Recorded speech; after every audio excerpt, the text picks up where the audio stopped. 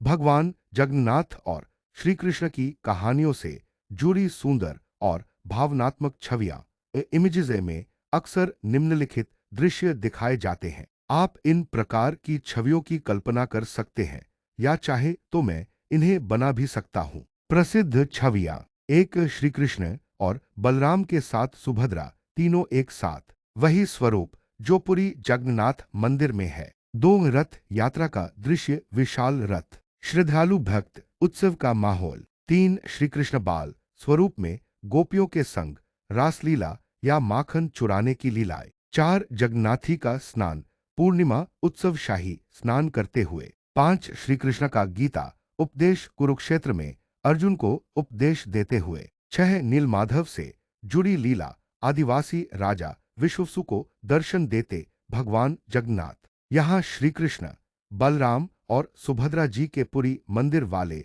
स्वरूप की पौराणिक कथा दी गई है, जो जगन्नाथ त्रिदेव स्वरूप के रूप में प्रसिद्ध है। भगवान जगन्नाथ, बलभद्र और सुभद्रा की उत्पत्ति की कथा। कथा की शुरुआत द्वारका से। एक बार द्वारका में रुक्मिणी जी ने श्री कृष्ण से पूछा, प्रभु आपने वृंदावन में राधा जी और गोपियों के साथ जो लीलाएं की थी, क्या वे मुझसे अधिक प्रिय थी? यह सुनकर श्री कृष्ण मौन हो गए और उनकी आंखों में आंसू आ गए। रुक्मिणी ने यह बात बलराम और सुभद्रा को बताई। वे दोनों श्री कृष्ण की वृंदावन लीलाओं को समझना चाहते थे। सुभद्रा जी का द्वार पर रुकना। बलराम और सुभद्रा ने कृष्ण से अनुरोध किया कि वह उन्हें वृंदावन की कथाएं सुनाए। जब श्री कृष्ण वृंदावन की लीलाओं को स्मरण करने लगे तो वे गहन प्रेम और विरह में डूब गए। सुभद्रा जी, जो दरवाजे पर थीं, ने यह सब देखा और वहीं आनंद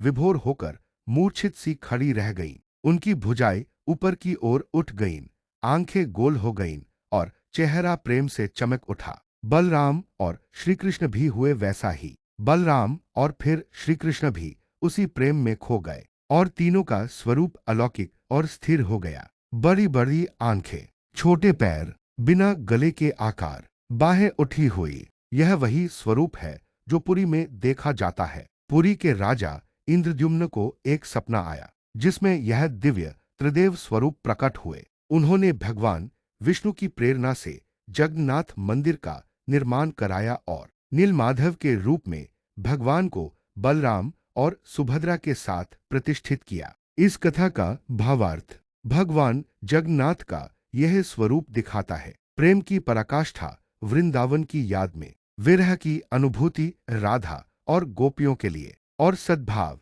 भाई बहन के संबंध का सुंदर रूप।